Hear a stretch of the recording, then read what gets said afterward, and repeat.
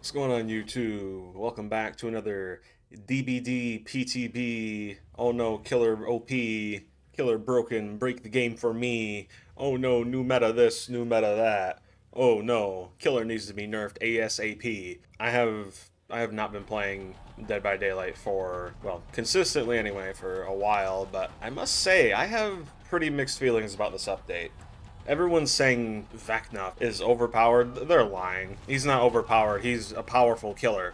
Which, oh, wait, that reminds me. The killer is supposed to be the power role. Oops. Ooh, forgot about that part. One thing I will say, I noticed almost immediately when playing Vecna, Stranger Things, he has a level of power that allows him to completely annihilate the majority of games that you're playing with him. However, all it takes to really counter him is one huge open map with not too many obstacles, rather, many different choke points. There's only really been one game so far where I lost so incredibly bad I legit do is to say GG. That's it, and go next. But that was on Yamoka Estate, which is an extremely open map. This killer only excels, well, having skill with him.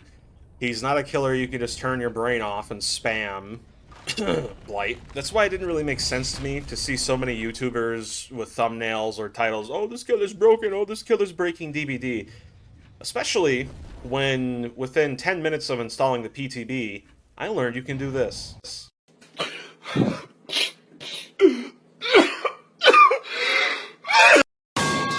So yeah, we're gonna sit here and say that this killer is broken and OP, and yet within 5 minutes of me downloading the PTB and actually playing Survivor, I learned you can complete a generator in less than 25 seconds with just one friend. Not even. In that clip I just showed, that was a rando.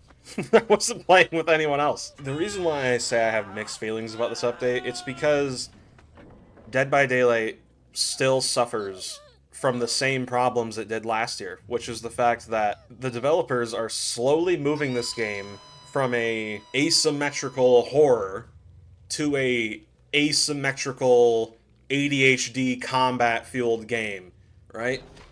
Killers like Ghostface and Myers, more so Ghostface, 110% Ghostface, they both struggle tremendously to keep up with the modern DBD era because they're slow and their power takes time to activate. Whereas with Vecna, if you're skilled enough, you can get your power going and rolling within a minute of the match even. Especially given now the fact that there are perks in the game which allow for swifts, even just coordinated randoms, really, to complete 2 or 3 generators in under a minute. That is diabolical to me, man. I mean, if you're a killer, an M1 killer, like Wraith, Doctor, Hag, Trapper, whatever, and you spawn on the other side of the map, and there are 2 survivors running this Gen Rush build, and they got Joe Blow over here running Sprint Burst Vigil. I mean, let's say you decide to chase Joe Blow, right? By the time you down him, 3 generators are gonna pop, and the game's pretty much over. So M1 killers are basically just dead in the water, all of them. This update, it's not bad, but for me personally, it's going in the wrong direction, right? It feels like for the first time in a long time, both sides are powerful in one update, right? It feels like Vecna is powerful, which he should be. He's the killer, for crying out loud. Some of you may disagree with me, but I personally think he's really fun to go against because as a survivor, I have to actually use my brain and kind of use reverse psychology on myself and the killer to figure out where he's gonna place his vines. It adds an extra level of thinking, and for me, it makes the game even more engaging. Plus that classic, grandfather clock sound, dude, it adds a level of horror that, in my opinion, DBD hasn't had in a very long time. But these survivor perks are also pretty busted to the point where I don't think they can even be balanced.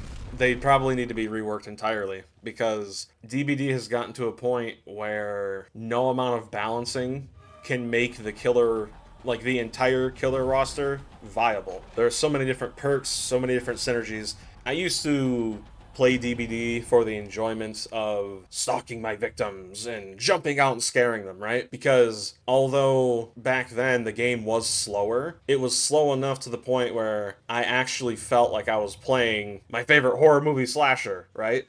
But nowadays, when you play killers like Ghostface or Myers, it's flashbang, flashlights, head on, last stand, and now they got this like bada boom perk that's literally just Chemtrap but for Windows, and it's the Dead by Daylight I used to play just doesn't exist anymore. I think the biggest reason why these devs have such a hard time balancing things is because they're balancing these perks and these characters around the worst possible scenarios. So, for example, Vecna, when you're using his secondary ability, his like traversal ability, if you go to interrupt someone who's going for unhook save, right?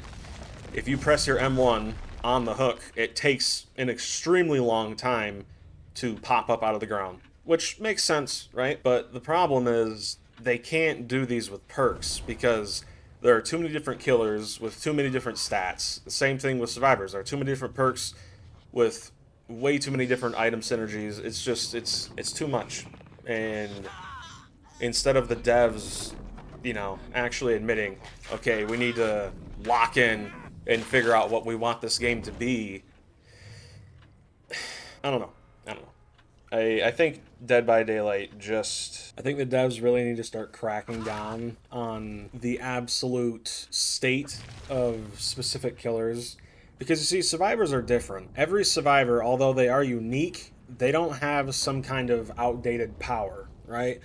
Sure, maybe they have some outdated perks, but you see, with perks, it's just a simple stat change. Whereas with entire killers and entire different air quotations powers for the most, you would have to go in and, for some of them at least, fundamentally change everything. So I'm kind of hoping, maybe copium here, I'm kind of hoping they will eventually revisit killers like Ghostface, for example, and maybe not, rework him entirely. Maybe do something like they did with the Skull Merchant, and instead of reworking her entire kit, just give her small buffs across the entire board until, she felt good. They could do the same thing with killers like Ghostface, killers like Trapper, Wraith.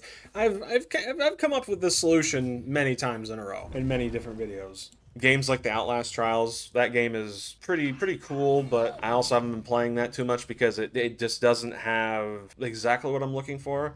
The Outlast Trials is a good horror game, but it's not really an asymmetrical game, and because of that, it's not really... It's the closest thing to a DBD replacement I can get, but it's not quite there. I'd say it's like maybe 80% there, you know what I mean? In conclusion, I think behavior is like very bipolar. That's what I think. Because behavior has a track record to take one step forward and then jump 2 or 3 steps backward, which is a bit rough. 2025 ended off on a horrible note with the removal of Myers and Pinhead being removed earlier in the year. 2 or 3 wasted months near the end of 2025, but honestly, if they just got their crap together, they started focusing on fixing really old bugs and also not really reworking, but buffing older M1 killers across the board, I think that would be a really good start to 2026. In the end, let me know what you guys think down below. Is Vecna too powerful?